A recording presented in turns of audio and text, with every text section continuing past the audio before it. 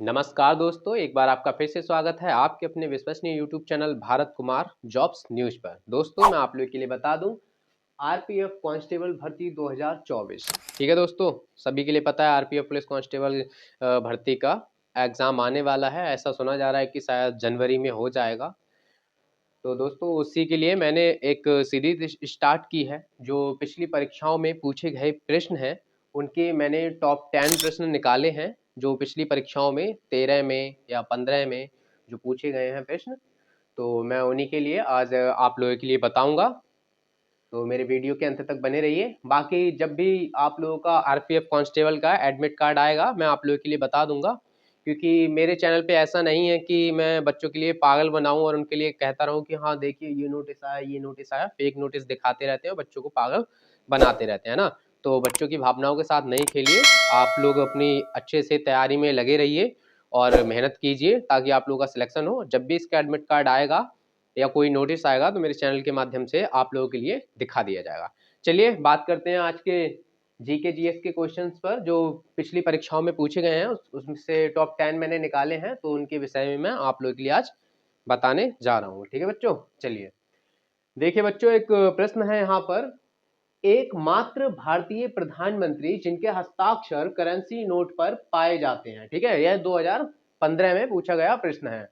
तो आप लोगों के लिए बता दें, इनका जो नाम है डॉक्टर मनमोहन सिंह, जो कि कांग्रेस के कार्यकाल में थे। एकमात्र भारतीय प्रधानमंत्री जिनके हस्ताक्षर करेंसी नोट पर पाए जाते हैं। तो किसके पाए जाते हैं? डॉक्टर मनमोहन सिंह के। ठीक है बच्चों, चलिए सेकंड क्वेश्चन की तरफ चलते हैं। यहाँ पर आप देख सकते हैं, one life is not enough शीर्षक वाली पुस्तक में किस राजनेता की आत्मकथा है? ठीक है, क्या था प्रश्न? One life is not enough शीर्षक वाली पुस्तक में किस राजनेता की आत्मकथा है? ठीक है, तो इसके उत्तर की अगर बात करें यहाँ पर तो देख लीजिए, नटवर सिंह। ठीक है, ये एक पुस्तक थी जो 2014 में प्रकाशित हुई थी। ठीक है बच्चों, चलिए तीसरे क्वेश्चन की तरफ चलते हैं। भारतीय संविधान का हृदय यानी कि दिल किसे कहा जाता है? यह भी 2015 में पूछा गया था। भारतीय संविधान का हृदय या दिल किसे कहा जाता है?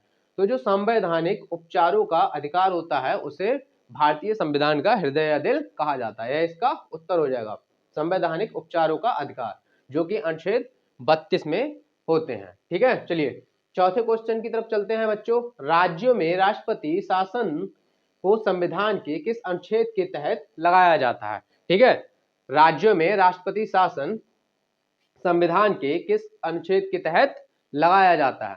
तो यह आता है बच्चों उत्तर, इसका उत्तर हो जाएगा अनुच्छेद 356 के तहत। ठीक है, यह कौन सी सन में पूछा गया? यह 13 में पूछा गया था। यह क्वेश्चन आरपीएफ कांस्टेबल 13 में आया था। चलिए पांचवें क्वेश्चन की तरफ चलते हैं। भारत की राष्ट्रीय आय का अनुमान करना किसका काम है? भारत की राष्ट्रीय आय का अनुमान करना किसका काम है? तो देखिए बच्चों, क्वेश्चन नंबर 5 का उत्तर हो जाएगा केंद्रीय सांख्यिकी संगठन।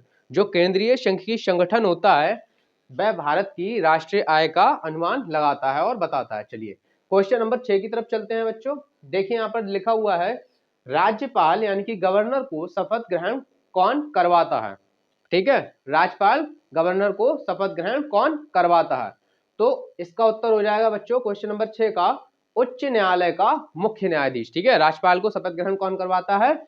उच्च न्यायालय का मुख्य न्यायाधीश। चलिए बच्चों सातवें क्वेश्चन की तरफ चलते हैं बच्चों। भारत में डिस्ट्रिक्ट कलेक्टर जिलाधीश के पद का सृजन कब हुआ था? ठीक है, यह क्वेश्चन 2013 में पूछा गया है। तो यह भारत में डिस्ट्रिक्ट कलेक्टर जिलाधीश के पद का सृजन कब हुआ था? तो इसका उत्तर हो जाएगा बच्चों क्वेश्चन नंबर 7 का 1792 ईस्वी में। ठीक है, चलिए क्वेश्चन नंबर 8 की तरफ चलते हैं। राष्ट्रपति लोकसभा में किस समुदाय के बीच से दो लोगों को मनोनीत करता है? ठीक है, तो राष्ट्रपति लोकसभा में किस समुदाय के बीच से दो लोगों को मनोनीत करता है? तो क्वेश्चन नंबर 8 का उत्तर हो जाएगा एंग्लो इंडियन समुदाय के लोगों को अनुच्छेद 313 के तहत मनोनीत करता है। ठीक है, ये आर्टिकल 313 जो है उसमें दिया हुआ है कि राष्ट्रपति लोकसभा में किस समुदाय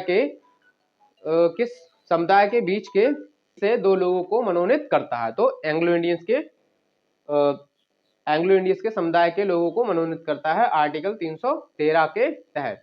चलिए क्वेश्चन नंबर 9 की तरफ चलते हैं बच्चों। देखिए क्वेश्चन नंबर 9 में यहाँ पर दिया हुआ है, ये राष्ट्रपति वाला भी आपका सन 2013 में आया हुआ क्वेश्चन है आरपीएफ कांस्टेबल में। ठीक है, चलिए क्वेश्चन नंबर 9, भारतीय राष्ट्रीय कांग्रेस के प्रथम मुस्लिम अध्यक्ष कौन थे? ठीक है, क्वेश्चन नंबर 9 की बात करें, भारतीय राष्ट्रीय कांग्रेस के प्रथम मुस्लिम अध्यक्ष कौन थे? तो चलिए क्वेश्चन नंबर 9 के उत्तर की बात कर लेते हैं। भारतीय राष्ट्रीय कांग्रेस के प्रथम मुस्लिम अध्यक्ष जो थे बदरुद्दीन तैयब जी मद्रास। ठीक है, इनका नाम था बदरुद्दीन तैयब जी। यह मद्रास अधिवेशन 1887 ईस्वी में अध्यक्ष बने थे। तो आप लोगों के लिए बता दें बच्चों, पता चल गया होगा कि भारतीय राष्ट्रीय कांग्रेस के प्रथम मुस्लिम अध्यक्ष कौन थे? बदरुद्दीन तैयब जी। जो किस अधिवेशन में उसमें बने थे?